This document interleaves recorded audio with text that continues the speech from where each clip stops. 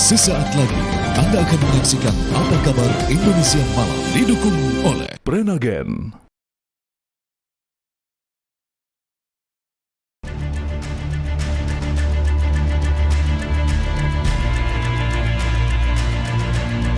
Hari ini, KPU kembali memanggil perwakilan dari masing-masing pasangan untuk membahas mekanisme debat Capres dan Cawapres. Seperti apa format debat yang akan diputuskan oleh KPU nanti?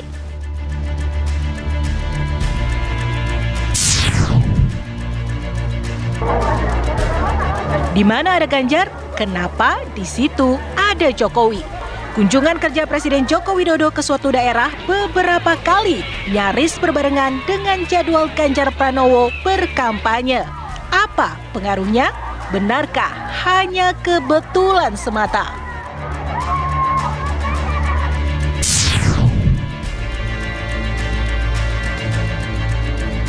Golkar Jogja gerah dengan celotehan Ade Armando yang dinilai menyinggung keistimewaan Jogja. Lantas, langkah apa yang akan dilakukan?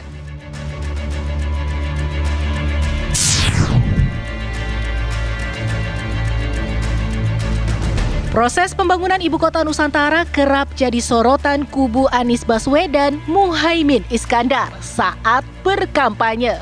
Akankah proyek IKN ini menjadi proyek hebat atau justru proyek mudarat?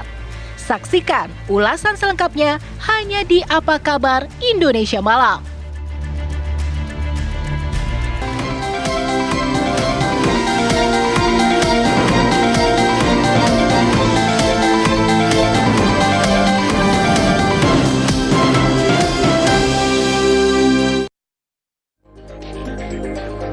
Assalamualaikum warahmatullahi wabarakatuh. Halo, selamat malam pemirsa. Apa kabar Indonesia Malam hadir dengan kami berdua punya sajian spesial untuk Anda. Dari saya, dari sisi dialog politik, saya akan ajak Anda untuk melihat soal kampanye Capres dan Cawapres, tapi terkhusus untuk Ganjar Pranowo. Yang saat ini ada dugaan bahwa agenda kampanye Ganjar Pranowo sama dengan agenda kerja Presiden Jokowi, karena ada dua daerah yang sama. Usai Ganjar melakukan kampanye di Kupang, kemudian Jokowi mengadakan agenda kerja di sana. Bahkan juga sorong. Pertanyaannya kebetulan atau memang direncanakan? Itu dia. Kalau Ken? Ya, selain itu pemirsa, kami juga akan mengajak Anda untuk menganalisis kira-kira pernyataan dari calon presiden nomor urut 1 Anies Baswedan yang mengatakan tentang Ibu Kota Nusantara. Anggarannya sudah besar. Apakah memang pembangunan IKN ini urgent untuk dilakukan? Nah, ini juga yang akan menimbulkan pertanyaan dan mungkin nanti akan ditanggapi oleh pihak-pihak yang terkait lainnya. Kami hadirkan selengkapnya di Apa Kabar Indonesia Malam untuk Anda.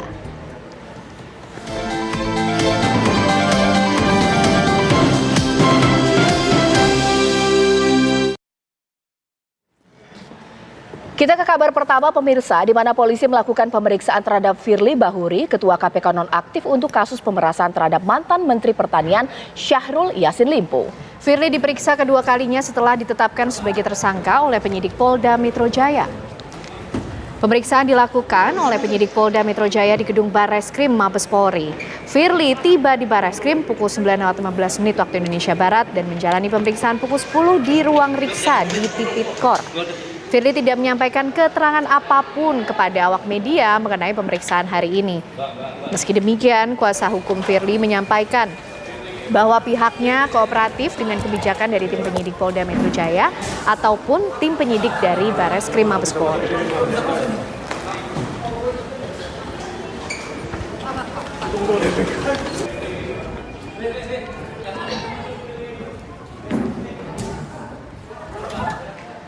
Hingga sore hari ini Komisioner KPU masih membahas teknis debat Capres dan Cawapres 2024 bersama tim kampanye 3 pasangan kandidat Pilpres 2024. Ya, rapat tersebut dipimpin langsung oleh Ketua KPU Hashim Asyari dan berlangsung secara tertutup. Awak media diminta keluar dari ruangan sehingga pembahasan terkait debat Capres-Cawapres belum bisa diketahui.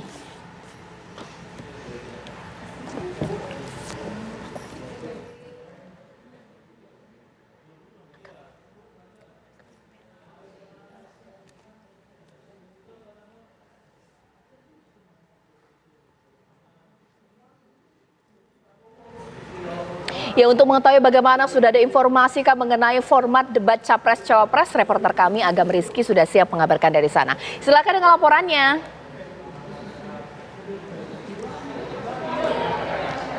Ya baik Caca dan juga pemirsa, hingga saat ini kami masih menunggu bagaimana hasil keputusan dari rapat secara internal KPU beserta perwakilan tim kampanye masing-masing Capres-Cawapres. Dan hingga saat ini kami masih keluarnya hasil dari KPU beserta tim Capres-Cawapres, yang dimana rapat ini digelar sejak pukul 14.30 waktu Indonesia Barat tadi sore. Dan sebagai informasi Caca dan juga pemirsa, sebelumnya Ketua KPU yaitu Hasyim Asyari telah menjelaskan bahwa setidaknya terdapat 4 poin yang akan dibahas pada rapat hari ini, yaitu antara lain format debat, tema debat, panelis, serta moderator.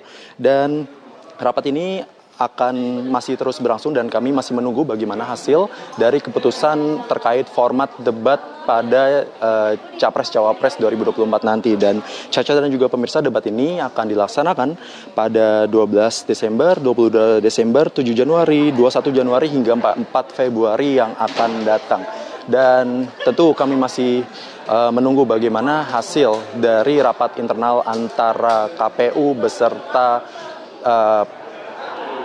pasangan atau tim kampanye dari ketiga Capres-Cawapres nanti. Kembali ke studio Caca. Baik, terima kasih Agam Rizky mengabarkan dari Komisi Pemilihan Umum di Jakarta. Pemirsa, strategi Capres dan Cawapres di waktu kampanye tidak sekedar mengobrol janji, ide, dan gagasan. Betul sekali, gimmick politik berupa joget, bahkan juga keriangan pun menjadi efektif di tengah ketegangan politik untuk mendekatkan hati kepada ini udah mau doorstop ya Bang ya?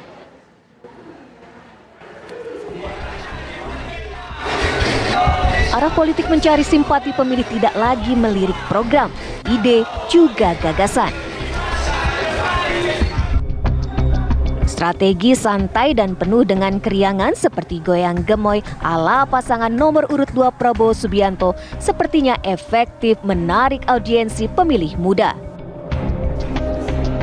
Sedikitnya aksi gimmick joget bapak berusia 70 tahunan itu menular dan diikuti pengusung pasangan calon presiden lain. Puan Maharani, Ketua Dewan Perwakilan Rakyat yang juga pengusung calon presiden Ganjar Pranowo dan Wakil Presiden Mahfud MD itu terlihat asyik bergoyang bersama dengan masyarakat dengan diiringi lantunan lagu Jawa.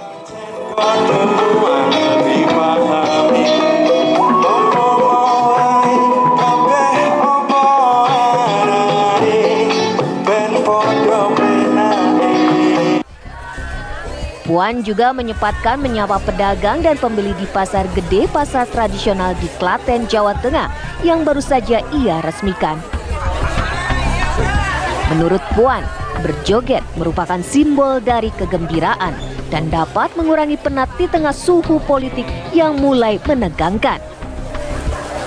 Joget Mbak di atas Mbak tadi Mbak. Jogetnya apa tadi Bu? Joget ya, supaya dalam situasi apapun, apalagi ini suasananya kan menjelang pemilu, kita minta suasana kondusif, nyaman, damai, gembira, ya, apalagi ini peresmian pasar supaya Kabupaten Klaten tetap bisa adem ayem. Gimik keriangan di tengah suhu politik yang mulai memanas itu seperti obat untuk kaum muda menyikapi politik yang terkesan tegang dan memeras otak syaraf. Tim kampanye Prabowo Subianto pun mengamini hal itu. Pemilih muda tidak bisa masuk melalui hal yang berat. Berjoget, narasi riang dan santailah yang dapat menjadi jalan masuk para pemilih muda untuk mengetahui program, visi misi, ide dan gagasan pasangan calon. Gemoy ini yang begitu sekarang menjadi perhatian dan menarik perhatian para anak muda, itu tumbuh secara organik loh. Bukan kami yang bikin ini Gemoy, bukan. Ini tumbuh secara organik dari bawah. Dan ketertarikan anak muda itu kan dimulai dengan sesuatu yang memang awalnya mereka lihat menarik dan mengena di hati. Pengamat politik Emrus Sihombing pun mengatakan demikian. Gimik politik termasuk dalam strategi politik untuk menarik hati pemilih. Terutama saya ikuti media massa bahwa generasi Z menentukan pilihan itu tidak sekedar program yang ditawarkan, juga termasuk gimmick-gimmick gitu ya. Artinya mereka sudah lihat gimmick-gimmick itu di sosial media. Atas gimmick itu mereka sudah memutuskan. Misalnya, saya mendengar suatu media berita terkemuka di Indonesia, para generasi Z itu mengatakan begini, aku suka milih paslon ini karena ternyata dia senang dengan memelihara hewan, misalnya seperti itu. Artinya tidak program. Baru saya akan memilih calon ini karena putranya baik loh, ganteng loh, gitu kan. Nah, gimmick-gimmick semacam ini akan tentu mempengaruhi voting behavior, perilaku memilih dari para pemilik hak suara. Jadi ada dua hal saya melihat, program yang ditawarkan dan atau gimmick-gimmick yang ditawarkan terutama pada generasi Z tersebut. Jadi atas dasar itulah mereka sudah punya pilihan.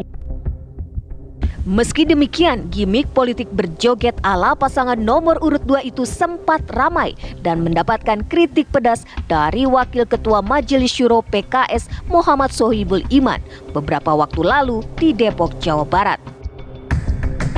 Menurutnya, gimmick seperti itu tentu sesuatu yang tidak sehat.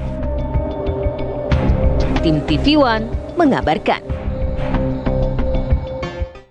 Pemirsa, pemilihan Gubernur Jakarta akan dihilangkan setelah Jakarta tak lagi menjadi ibu kota negara. Ya, sebagai gantinya Gubernur dan Wakil Gubernur Jakarta ditunjuk, diangkat dan diberhentikan oleh Presiden. Sedangkan nama-nama calon gubernur akan diusulkan DPRD. Gagasan ini tertuang dalam draft rancangan Undang-Undang Daerah Khusus Jakarta.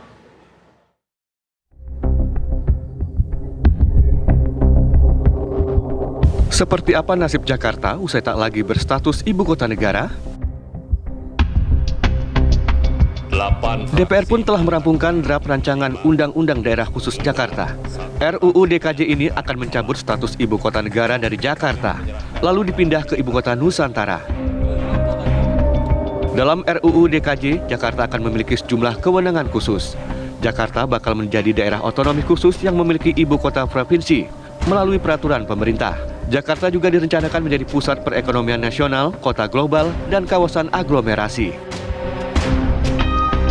Namun kontroversi muncul, Gubernur dan Wakil Gubernur DKI Jakarta dalam draft ini tak lagi dipilih rakyat. Gubernur Jakarta dan wakilnya nanti ditunjuk langsung oleh Presiden. Artinya tak ada lagi pilkada di Jakarta, meski memiliki penduduk lebih dari 10,6 juta jiwa. Klausul atau pasal yang ada tidak sesuai dengan semangat demokrasi, khususnya pasal 10 di mana gubernur dan wakil gubernur diangkat oleh Presiden. Kami bisa bersetuju bahwa DKI atau daerah khusus Jakarta adalah otonomi satu tingkat, cuma milih DPR provinsi dan gubernur. Tapi kalau gubernurnya diangkat, berarti itu mengebiri hak demokrasi warga Jakarta. Jadi memang ada draft yang menginginkan pilkada DKI ditunjuk oleh pemerintah pusat. Kami menolak total. Kami dan insya Allah mayoritas fraksi akan menolak karena itu terlalu dipaksakan waktunya. Kita harus butuh persiapan yang baik sehingga tidak seperti itu. Selama ini sebagai jantung negara, geliat politik di Jakarta memang selalu menasional. Hanya di Jakarta terjadi pilkada rasa pilpres. Lantas apa maksud warga Jakarta tak bisa menentukan pemimpinnya sendiri? Tetapi apakah kemudian harus menjadi semacam otorita yang dipilih langsung oleh kepala pemerintahan atau kepala negara? Kalau menurut saya itu masih perlu perdebatan yang sangat panjang untuk melihat urgensinya, untuk melihat efisiensi, efektivitas tata kelolanya, dan kemudian bagaimana itu memberikan kontribusi yang positif. Karena kita melihat kalau otorita, katakanlah kita mau merujuk kemana gitu ya, pengalaman kita dengan otorita daerah tidak terlalu menggembirakan gitu loh. Bahkan otonomi khusus pun di beberapa tempat yang ada tidak terlalu memberikan signifikansi dalam pembangunan, dalam tata kelola pemerintahan, dalam sisi mobilisasi politik misalnya. Ambil contoh misalnya Batam gitu ya, kita melihat bagaimana Batam tidak seperti yang kita harapkan, padahal itu sudah sejak tahun 70-an misalnya ditetapkan. Pemerintah dan DPR memang tak ada waktu lagi menyelesaikan aturan masa depan Jakarta setelah menyepakati pembangunan Ibu Kota Nusantara. Sebab bila tak tuntas tahun ini, kebijakan bisa berubah seiring siapa pemegang estafet kepemimpinan nasional setelah Pilpres rampung digelar. Tim TV One mengabarkan. Ya, tetaplah di depan layar kaca Anda pemirsa, karena sesaat lagi Apa Kabar Indonesia Malam akan menemani Anda bersama dengan Caca Anissa dengan perbincangan yang menarik tentunya ya. Betul sekali Ken, dan juga pemirsa Apa Kabar Indonesia Malam sesaat lagi akan membahas mengenai agenda kampanye dari Ganjar Pranowo dianggap sama dengan agenda kerja Presiden Joko Widodo. Sebenarnya kebetulankah atau memang direncanakan? Sesaat lagi.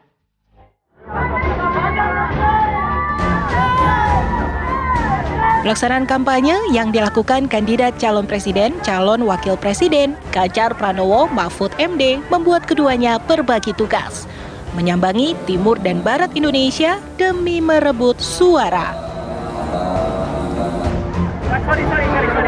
Saat berkampanye, Ganjar kerap bertemu pedagang, tukang ojek, milenial, hingga berolahraga bersama. Sedangkan Mahfud MD kerap bertemu alim ulama serta ke lingkungan pendidikan.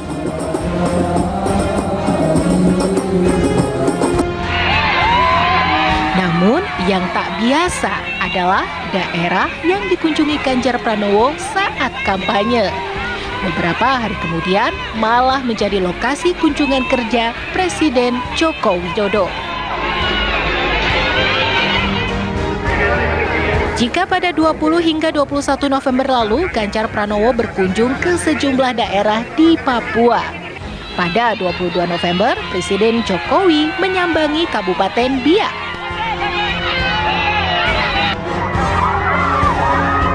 Pada 1 Desember, Ganjar Pranowo menyambangi sejumlah wilayah di Nusa Tenggara Timur. Presiden Jokowi menyambangi NTT 3 hari kemudian. Benarkah hal ini menjadi kebetulan semata? Mengapa kerap kali lokasi kunjungan kerja Presiden Jokowi nyaris sama dengan lokasi kampanye Ganjar Pranowo? Apakah ada pengaruh dengan kampanye yang dilakukan Ganjar Pranowo? Tim TV One mengabarkan. Ya pemirsa, informasi yang tadi sudah Anda saksikan di awal, itulah yang menjadi bahasan saya. Pertanyaannya, apakah memang kebetulan ketiga agenda kerja Presiden Joko Widodo ini sama dengan agenda atau tempat kampanye politik Ganjar Pranowo? Sejauh ini ada 3 wilayah yang dikatakan mirip-mirip ini. Usai Ganjar melakukan kunjungan ke Lampung, kemudian ada agenda kerja dari Presiden. Bahkan juga NTT dan juga Papua, khususnya Sorong Papua. Pertanyaannya benar bahwa dibuntuti. Kalau dibuntuti lantas apa hubungan dengan suara? Itu yang akan saya bahas di Apa Kabar Indonesia malam hari ini. Di studio TV One sudah hadir Bang Ruhut Sitompul dari tim pemenangan Ganjar dan juga Mahfud MD. Sekaligus saya undang, ayo Mas Adi sini temenin saya. Selamat malam Mas Adi. Nah Mas Adi, nanti kita akan membahas mengenai apakah memang betul dibuntuti atau direncanakan atau juga tidak. Mewakili kantor staf Presiden dari tim tenaga ahli KSP di sini Mas Johannes Joko. Selamat malam Mas Johannes. Ya, saya masih mau sapa dulu ya, Mas Johannes Joko, selamat malam. Oh, ternyata belum pemirsa. Mungkin saya mau nanya dulu ke narasumber saya, Bang Ruhut Sitompul di sini. Bang, masa dibuntuti? Ya buat apa Presiden membuntuti Ganjar? Atau mungkin wilayah mana aja sih yang sama? Saya oleh orang tua saya diajari positive thinking. Oke. Seorang filosof, Norman Vincent Peale, dia pendeta, dia mengatakan sesuatu permasalahan kita harus berpikir positif, melihat kehijauan indahnya gelombang laut, kan begitu birunya gelombang laut. Jadi kalau saya juga kaitan ini, saya belajar positif. Terus terang saja, saya ini patah hati dengan Pak Joko Widodo. Patah hati, bukan hanya saya, kami PDI Perjuangan.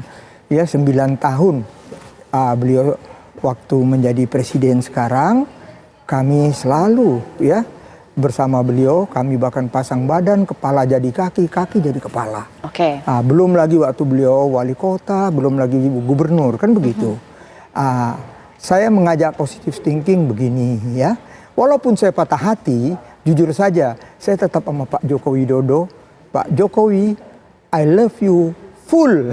Saya tetap cinta Berarti nggak beliau. apa-apa dong kalau dibuntuti atau mungkin sama agendanya kalau Bang Ruhut cinta? Enggak, saya lihat kan saya mendengar dari istana ya mengatakan, oh ini kan kegiatan-kegiatan yang sudah lama dipersiapkan.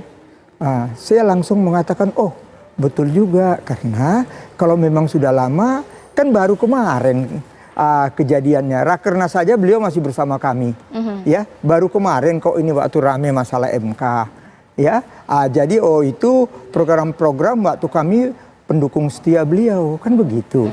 Jadi ya kita menerimanya dengan positive thinking saja. Jadi nggak usah kita gimana ya. Kita persilahkan saja. Tapi memang ada yang saya lihat di sini. Apa-apa? Saya orang Batak nih. Ya sama. Ya? Oh sama ya? Kenapa? Batak itu kan ngomong to the point. Tapi kalau suku Jawa itu gestur, bahasa tubuh, ya. Saya lihat waktu beliau ke Papua. Ini ya. Ini presiden lagi main bola. Main bola. Coba lihat nomor kaosnya. Coba lihat nomor kaosnya. Ayo lihat. Nomornya 23. Lantas? 23. Saya ini dulu ketua Litbang PSSI di era Pak Ketua Umumnya ini 23 Legend. Ya, 23 kan? Saya dulu ketua Litbang. Jujur saja, nomor-nomor gede itu nomor yang jarang. Biasanya nomor-nomor 9, 10, 11, 14, kan begitu. Enggak, kenapa dengan nomor 23? 23. Artinya apa? Ya. Ini saya kembali juga ke ajaran agama saya. Ya, apa salahnya? Beliau kemarin 2 kan, semua kalian bilang 2 kan? Karena anaknya kan? Tapi boleh dong beliau lihat, 2, kok saya selama ini nama saya harum di luar negeri, nama saya harum di Indonesia, karena rame-rame masalah pencalonan presiden Wapres ini, kok saya diganggu? Kan itu yang saya lihat. Internasional juga ikut-ikut lihat, kok jadi begitu ya Pak Jokowi? Ya, apalagi di dalam negeri. Itu yang saya lihat, ajaran agama saya mengatakan, dia kemarin 2, 3, kembalilah ke jalan yang benar. Dia mau kembali ke nomor 3. Itu aja kalau aku. Jadi ada maksudnya ya? Iya, ada maksudnya. Nggak apa-apa lah kalau Bang Ruhut mengartikan dari simbol-simbol bahkan pemilihan tempat. Saya sekarang langsung tanya saja ini ke KSP, tenaga ahli utama KSP, Bang Johannes Joko. Selamat malam. Selamat malam Mbak Caca, ya. Selamat malam Mas Adi, selamat malam abangku yang luar biasa Bang Ruhut ini. Baik, Bang, sudah tahulah kita membahas mengenai agendanya Presiden sama dengan tempat di mana Capres Ganjar melakukan kampanye. Apa bukti yang bisa disampaikan di Apa Kabar Indonesia Malam bahwa ini memang bukan direncanakan, tapi memang agenda jauh-jauh hari? Boleh Mas dijawab? Ya, kalau kita lihat kan dari agenda Bapak Presiden itu, bagaimana menyusun agenda itu, kita harus lihat Mbak, bagaimana kerumitan dalam menyusun kunjungan kerja Bapak Presiden. Artinya selain masalah persiapan rombongan kepresidenan sendiri, itu juga perlu persiapan di lokasi-lokasi kunjungan. Nah, selama ini kunjungan Bapak Presiden itu bisa terkait beberapa agenda, misalnya agenda Bapak Presiden sering mengunjungi proyek strategis nasional berulang kali, kemudian sering melakukan kunjungan memberikan bantuan ataupun undangan-undangan dari berbagai kelompok masyarakat terkait adanya beberapa kegiatan ataupun adanya agenda-agenda nasional ataupun agenda daerah yang mengharapkan kehadiran Bapak Presiden. Nah, terkait agenda-agenda itu biasanya dilakukan dengan sangat terjadwal, Mbak, jauh-jauh hari. Karena bagaimanapun juga agenda Bapak Presiden itu dalam melakukan satu kunjungan ke satu daerah itu tidak hanya untuk satu kegiatan, tapi beberapa kegiatan yang tentunya ini melibatkan koordinasi dengan berbagai pihak. Saya ambilkan contoh Mbak, misalnya kunjungan beliau ke Biak, itu dilakukan karena memang ada agenda kegiatan sel Teluk Cendrawasih yang sel Teluk Cendrawasih ini sudah jauh-jauh hari, bahkan berbulan-bulan persiapannya dan segala macam. Kemudian juga kunjungan ke NTT hari ini. Kunjungan ke NTT itu kan melakukan peresmian yang dalam hal meresmikan suatu suatu bangunan ataupun ada penyusunan agenda kegiatan itu melibatkan pihak ketiga. Kalau yang di NTT misalnya peresmian tadi itu adalah peresmian Rumah Sakit Umum Pusat Dr. Ben Boy, yang dalam meresmikan ini kan jauh-jauh hari juga pihak yang akan diresmikan juga butuh persiapan. Selain itu juga peresmian gereja katedral yang memang beberapa waktu lalu sempat mengalami kerusakan karena badai siklon, terus ada proses renovasi, rehabilitasi, dan hari ini diresmikan karena memang waktunya sudah dekat menjelang persiapan Natal, karena bagaimanapun juga menjelang Natal gereja katedral Kupang itu akan lebih banyak agenda-agenda dan aktivitas kegiatan. Nah, dari cerita-cerita itu, Mbak, dari susunan itu memang kami sendiri di kantor staf presiden itu kalau ada agenda presiden diinformasikan jauh-jauh hari begitu, Mbak, untuk mempersiapkan hal-hal yang memang harus dipersiapkan terkait kunjungan itu. Kecuali memang setahu kami ada beberapa agenda yang mendadak, itu biasanya itu adalah agenda-agenda bila Bapak Presiden melakukan kunjungan karena ada masalah di suatu daerah tersebut, misalnya bencana alam begitu, Mbak. Oke, ditahan dulu Mas Johannes Joko, nanti saat lagi saya akan tanya juga kepada Bang Ruhut dengan alasan tadi itu sudah sangat jelas ya. Bahkan juga Mas Adi Pray. Jadi sebenarnya ini masalahnya apa? Ini bagian dari manuver atau kubu sebelah saja yang GR? Sesaat lagi. Ibarat kata di sini, apakah ini semacam hanya negative thinking saja dari kubunya Ganjar dan juga Mahfud bahwa agenda mereka dibuntuti oleh agenda presiden? Kan jelas tadi Mas Johannes Joko, agenda presiden itu jauh-jauh hari ada protokoler yang disiapkan. Mas Adi Pray seperti apa? Apa jangan-jangan wajar beralasan banyak daerah yang sama? Ya tergantung sebenarnya cara melihat. Ada yang negative thinking, ada yang positive thinking. Kalau positive thinking tentu seperti yang disampaikan oleh Bang Ruhut sama Bang Johannes ya, bahwa ini hanya kebetulan dan ini adalah sebenarnya kunjungan presiden yang sebenarnya didesain sejak lama. Jadi ini tak ada kaitannya dengan politik, tak ada kaitannya dengan membuntuti terkait dengan politik elektoral 2024 ya. Tapi kita tidak bisa menutup mata pada saat yang bersamaan. Ada persepsi publik yang melihatnya agak sedikit negatif dan bahkan sodan karena ya kebersamaan atau acara bersama antara Jokowi dan Pak Ganjar ini bukan hanya sekali dua kali.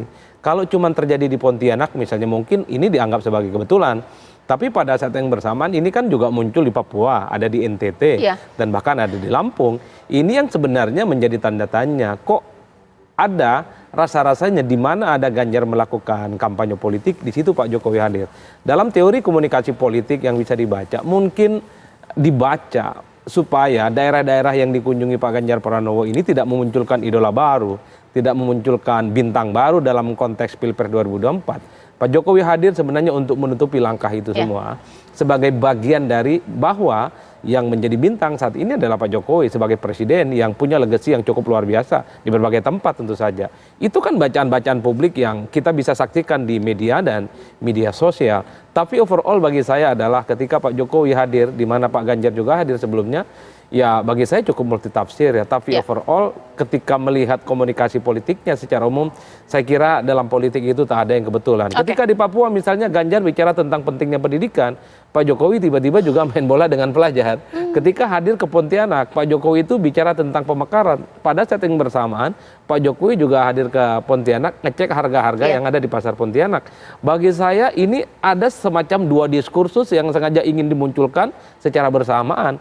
Bahwa kehadiran Ganjar di situ, setelah juga ada Pak Jokowi, kemudian jejak-jejak politik yang sudah dilakukan oleh Pak Ganjar ya nyaris sirna dalam konteks itu. Oke, sekarang saya mungkin ke Bang Ruhut. Oke lah kalau misalnya entah itu kebetulan atau memang direncanakan. Tapi pertanyaannya, lantas kalau sama apa? Tim Mahfud dan juga Ganjar ini takut kalau misalnya Pak Jokowi datang ke daerah yang sebelumnya dikunjungi Pak Ganjar? Kami jujur saja nggak ada rasa takut. Bahkan kami terima kasih sama Pak Joko Widodo. Kenapa? Rakyat Indonesia di era reformasi ini sudah sangat cerdas. Rakyat melihat, oh rupanya Pak Joko Widodo dengan Pak Ganjar bagaikan pinang di belah dua. Sama-sama senang belusukan. Jadi Pak Jokowi ingin mengatakan, nih saya senang belusukan dan Ganjar meneruskan jejak saya. Jadi memang Ganjar kok sama Pak Mahfud yang bisa akan melanjutkan yang sudah baik 9 tahun dilakukan oleh Pak Joko Widodo untuk Indonesia tercinta.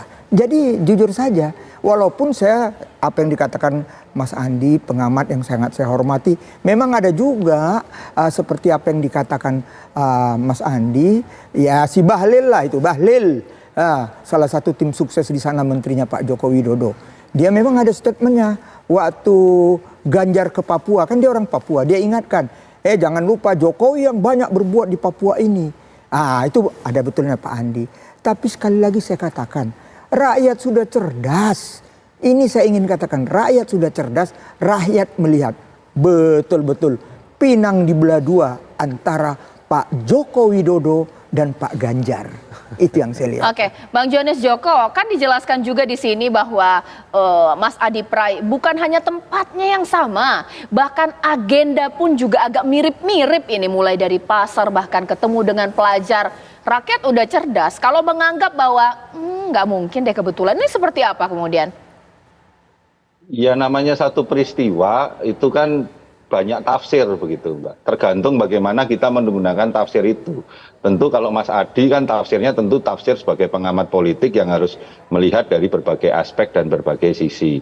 Termasuk juga tadi Bang Ruhut juga punya cara pandang bagaimana melihat semua kebetulan ini. Tetapi kalau kami di kantor staf presiden, kami tidak masuk dalam tafsir-tafsir itu begitu Mbak. Tapi kami ingin menyampaikan kepada publik fakta yang terjadi, apa yang memang telah direncanakan oleh tim sekretariat kepresidenan, kemudian bagaimana kunjungan-kunjungan Bapak Presiden ini dirancang dan didesain jauh-jauh hari dengan lebih baik, karena bagaimanapun juga yang berkunjung ini Bapak Presiden begitu, dan segalanya harus dipersiapkan, tidak boleh ada celah sedikit pun untuk celah, karena kalau ada celah ini kan yang menjadi marwah dan martabat, ini kan juga marwah dan martabat kepresidenan begitu Mbak dalam mempersiapkan berbagai hal ini.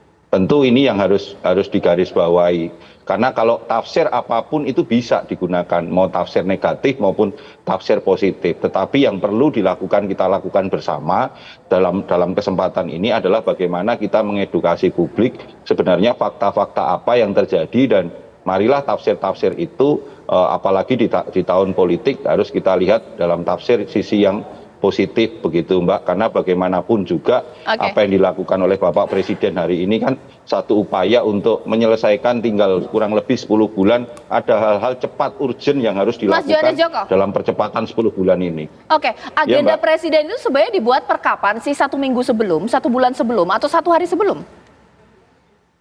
Yang pasti tidak 1 hari sebelumnya atau 1 minggu sebelumnya Mbak, tetapi minimal adalah kalau yang kami ketahui dalam berbagai perbincangan minimal adalah 1 bulan sebelumnya. Tetapi ada agenda-agenda urgent yang memang karena sesuatu dan lain hal, misalnya karena wilayah tersebut sedang mengalami satu masalah begitu, yang tadi saya sebutkan ada bencana, bisa jadi itu dalam hanya hitungan beberapa hari Bapak Presiden dengan insting kepemimpinan beliau langsung mengambil langkah-langkah cepat dan krusial untuk langsung datang ke wilayah-wilayah tersebut. Itu Mbak yang kami ketahui begitu. Oke, baik. Nanti saat lagi saya akan tanya kepada Bang Ruhut, apakah begini, biasanya kalau habis kampanye kan sudah dipetakan, daerah-daerah sini sudah saya bisa ambil ini hatinya dengan kampanye yang baik dilakukan oleh Ganjar. Tiba-tiba Presiden datang, semacam psychological war pemirsa. Langsung wah, susah ini kemudian mereka direbut hatinya. Sesaat lagi di Apa Kabar Indonesia Malam.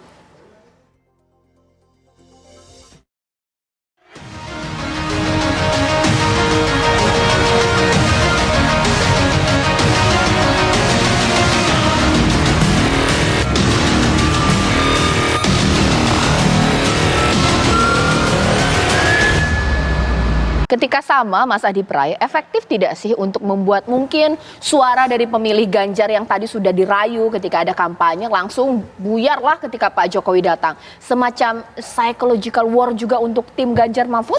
Ya, saya kira begitu nggak bisa dibantah ya. Tapi secara umum sebenarnya Ganjar kalau kita membaca survei-survei, popularitasnya kan selama ini memang agak kurang di luar Jawa, khususnya di NTT, di Papua, kemudian di Pontianak, di Lampung. Jadi ini bagian dari kampanye politik yang sebenarnya ingin dikapitalisasi oleh Pak Ganjar menuju 2024. Dan pada saat yang bersamaan sebenarnya tidak terlampau apple to apple ya membandingkan antara Ganjar dan Jokowi, apapun judulnya Jokowi ini adalah presiden dan bukan kontestan. Beda ceritanya kalau ada Prabowo ataupun Gibran atau ada Anies, ada Muhaimin. Jadi seakan-akan apa yang dilakukan oleh Ganjar itu ingin ditutupi jejak dan langkah politiknya. Tapi satu hal, Cak, bahwa orang tahu ketika Gibran maju sebagai pendampingnya Pak Prabowo memang nggak bisa dibantah. Pilihan politiknya Pak Jokowi itu pasti tidak kemana-mana. Pastinya aku yakin hanya kepada Prabowo dan Gibran. Dalam konteks itulah kemudian ketika ada Ganjar lalu kemudian ada Jokowi yang melakukan kegiatan politik dan aktivitas apapun namanya, itu selalu dikaitkan dengan soal insentif politik elektoral di 2024. Bagaimana tidak satu? Ketika di Lampung misalnya, kan kita tahu Ganjar ini kan nongkrong dengan nelayan dan pada saat yang bersamaan Pak Jokowi itu melintasi jalan yang memang sedang dibangun dan menjadi kebanggaan orang Lampung. Ini kan pesan politiknya nyata, orang Lampung yang punya kontribusi penting dan besar untuk Lampung adalah presiden, bukan Ganjar yang baru datang. Ataupun ketika datang misalnya di NTT, Pak Ganjar memang ketemu dengan sejumlah pastor kalau tidak keliru ya Bang ya. Dan pada saat yang bersamaan Pak Jokowi meresmikan katedral. Itu juga pesan-pesan politik yang secara explicitly sah ditafsirkan ketika dikaitkan dengan 2024. Tapi overall di luar perdebatan itu yang menarik justru adalah gaya komunikasi politik teman-teman PDIP yang belakangan agak melunak. Seperti Bang Ruhut, patah hati tapi menyatakan I love you full kepada Jokowi. Ini kan bagian dari maksudnya takut. Ini bagian dari strategi komunikasi politik karena memang selama ini semakin agresif menyerang Jokowi. Basis-basis loyalis Jokowi non PDIP memang hijrah ke tempat yang lain, khususnya kepada Pak Prabowo Subianto dengan model komunikasi politik yang relatif agak soft seperti yang ditampilkan oleh Bang Ruhut. Tentu saja ada harapan untuk membawa kembali pendukung-pendukung Jokowi yang hijrah kembali untuk mendukung Pak Ganjar. Ini yang saya kira bagian dari permainan politik yang sedang dinikmati betul. Makanya nggak mengherankan kalau Bang Ruhut ini ngomong sebenarnya mereka ini PDIP ini Ruhut itu sedang patah hati betul ke Jokowi. Tapi di tengah kepatah hatiannya itu masih mencintai yang cukup luar biasa. Ini kan luar biasa banget. Lantas apa strategi dari timnya Ganjar ini, pasrah-pasrah saja Presiden mengunjungi tempat yang sama dengan Pak Ganjar atau mungkin cek dulu lah agenda Jokowi kemana, jangan ke sana Pak Ganjar? Oh enggak, kita tetap mengalir ya. Pak Arsad, Pak Hasto ya, ketua dan sekjen daripada tim TKN, udah ada langkah-langkah kami. Tapi Boru Regar yang cantik, aku melihat kejadian yang ramai ini, teringat sinetron Aku Gerhana. Gimana tuh? Apa itu? Bulan, cintaku padamu persis seperti jalan tolnya Mbak Tutut. Aku ingat kata-kata itu. Jadi jangan-jangan Pak Joko Widodo ini sadar. Orang Jawa bilang eling. Oh nggak baik kalau jalan pintas. Saya bisa jadi orang besar, anak tangga. 2 periode wali kota, 1 periode gubernur DKI, 2 periode presiden. Dia Pak Joko Widodo kok yang aku I love you full sama Pak Joko Widodo yang mengatakan, hah kalian caloni Gibran baru 2 tahun loh ya Pak Jokowi udah ngomong, bukan aku, dia jadi wali kota, enggak lah bukan dialah kan begitu. Tapi apa yang terjadi? Kejadianlah jalan tol ini, ya jalan tol apa? Mahkamah Konstitusi diplesetkan jadi Mahkamah Keluarga, keluarlah putusan nomor 90. Ini yang akibatnya mungkin Pak Joko Widodo lihat, wah itu yang saya bilang.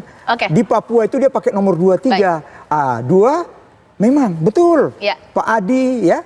Tapi apa yang dikatakan Johannes juga benar. Saya bangga, terima kasih sama Johannes. Jadi beliau jujur aja, akhirnya sekarang eling kembali ke jalan yang benar. Saya tetap mengatakan beliau saling menutupi. Apa yang dilakukan Ganjar diparipurnakan oleh Pak Joko Widodo. Karena Pak Joko Widodo juga dari hatinya yang paling dalam hanya Ganjar yang bisa melanjutkan dan Pak Mahfud periode berikutnya. Mas Johannes Joko, kan tidak mungkin juga ya kritik-kritik bahkan juga interpretasi ini tidak sama sekali difikirkan oleh tim KSP. Karena ini kan juga rakyat juga yang mengkritik. Kok sama ya dengan agenda Ganjar? Kalau misalnya memang menjadi kontraproduktif ketika sama tempatnya, apakah tidak sebaiknya ya udah janjian aja, jangan boleh sama ini ke depan tempat agenda kerja presiden dan juga kampanye Pak Ganjar? Ya kalau terkait agenda Bapak Presiden kan yang menyusun teman-teman Setpres gitu Mbak, Sekretariat Presiden. Tetapi yang tadi yang saya sampaikan gitu berulang kali bahwa ya peristiwa-peristiwa ini kan ini kan tahun politik gitu. Tahun politik, segala sesuatunya pasti dibaca dalam perspektif politik. Tetapi kalau kami melihatnya bahwa yang harus dilakukan itu bukan hanya sekedar kita melihat apa yang terjadi, tetapi juga apa yang tersirat begitu. Tetapi kalau tadi yang saya sedikit koreksi gitu, Bang Ruhut, Pak Presiden itu juga main bola itu kan ditafsirkan macam-macam dengan nomor 23 dan segala macam, dari pihak satu menafsirkan apa, pihak yang lain menafsirkan apa, tetapi itu menjadi terbantahkan ketika beliau main bola nomornya 22. Ini kita mau baca apa begitulah. Artinya apa sebenarnya yang dilakukan Bapak Presiden saat ini adalah yang kami tahu, dan memang ini arahan kami dari Pak Muldoko, kita diminta betul-betul fokus untuk membantu bagaimana penyelesaian segala proyek strategis nasional yang harus memang diberesin hanya tinggal 10 bulan, dan itulah hari ini dalam konteks itulah Bapak Presiden seringkali harus berkeliling ke seluruh Indonesia, ke berbagai kota yang memang banyak sekali jadwal-jadwal yang tertunda selama ini karena kepadatan beliau. Toh selama ini ada juga kunjungan Bapak Presiden yang tidak beririsan dengan calon presiden maupun calon wakil presiden manapun, tetapi itu kan tidak dilihat. Maka saya kembalikan lagi, yang harus dilihat adalah ini tergantung kok Mbak Caca perspektifnya, yang melihat mau perspektif positif atau perspektif negatif.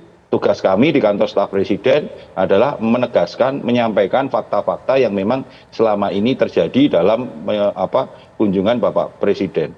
Oke, terima kasih Mas Johannes Joko, terima kasih juga dari Bang Ruhut kepada Bang Ruhut dan juga Mas Adi Prayitno. Nanti kita masih akan membahas dialog lainnya bersama dengan Mas Adi Prayitno. Tapi pemirsa, saya akan hadirkan juga informasi yang nanti saat lagi akan saya sampaikan mengenai politisi PSI Ade Armando yang memberikan pernyataan mengusik dinasti di daerah-daerah istimewa Yogyakarta, pemirsa.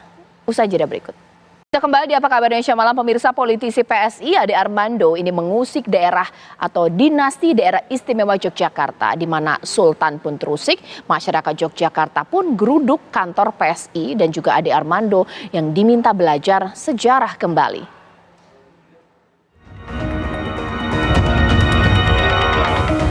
Suasana tenang kantor gubernur dan keraton daerah istimewa Yogyakarta mendadak menjadi gaduh. Kegaduhan berawal dari statement Ade Armando, politikus Partai Solidaritas Indonesia yang menyuarakan soal politik dinasti. Politisi Partai Solidaritas Indonesia PSI itu merilis video melalui akun Twitternya yang berisi kritikan terhadap Badan Eksekutif Mahasiswa. Sebelumnya, BEM Universitas Indonesia dan BEM Universitas Gadjah Mada UGM melakukan demonstrasi melawan politik dinasti. Terus terang saya meragukan keseriusan para mahasiswa memperjuangkan demokrasi. Misalnya saja saya baca bahwa ada gerakan aliansi mahasiswa di Jogja melawan politik dinasti. Di video pendeknya tampil Ketua BEM UI dan Ketua BEM UGM. Mereka gunakan baju kaos bertuliskan Republik Rasa Kerajaan. Ini ironis sekali karena mereka justru sedang berada di sebuah wilayah yang jelas-jelas menjalankan politik dinasti dan mereka diam saja. Pernyataan itu tentu saja membuat gerah keluarga keraton daerah istimewa Yogyakarta, khususnya Sultan Hamengkubuwono. Sultan menjelaskan sejarah Yogyakarta yang mendapat status wilayah keistimewaan yang diberikan oleh pemerintah.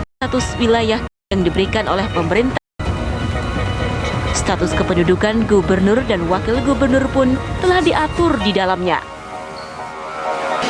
Jika bunyi undang-undang keistimewaan itu juga mengamanatkan gubernur, sultan, dan wakil gubernur Paku Alam yang melaksanakan itu aja. Akibat ocehan Ade Armando itu, kantor PSI di Yogyakarta digeruduk massa yang tergabung dalam Paguyuban Masyarakat Yogyakarta untuk Sinambungan Keistimewaan atau Paman Usman. Massa meminta PSI segera mengambil tindakan konkret kepada Ade Armando. Ketersinggungan pun dirasakan oleh Wakil Ketua DPR DIY Huda Triyudana. Ia meminta Ade Armando perlu belajar lagi sejarah terbentuknya NKRI. Masyarakat Yogyakarta merasa tersinggung dengan apa yang disampaikan oleh Ade Armando yang menyatakan sesuatu pernyataan yang tidak ada landasannya, hanya menunjukkan betapa Ade Armando ini tidak paham tentang Yogyakarta, tidak paham tentang NKRI, tidak paham tentang bagaimana berdirinya Yogyakarta ini, jasa berdirinya Yogyakarta ini terhadap NKRI. Ini betul-betul menyakiti masyarakat, ya terutama masyarakat Yogyakarta. Wajar kalau kemudian masyarakat Yogyakarta ini banyak yang merasa sakit hati dan protes terhadap apa yang menjadi pernyataan dari Ade Armando. Kegaduhan ini tentu saja tidak bisa membuat tidur nyenyak pengurus Partai Solidaritas Indonesia. Di tengah partai berlambang mawar ini berjuang mencari simpati, malah ada kadernya yang justru membuat gaduh.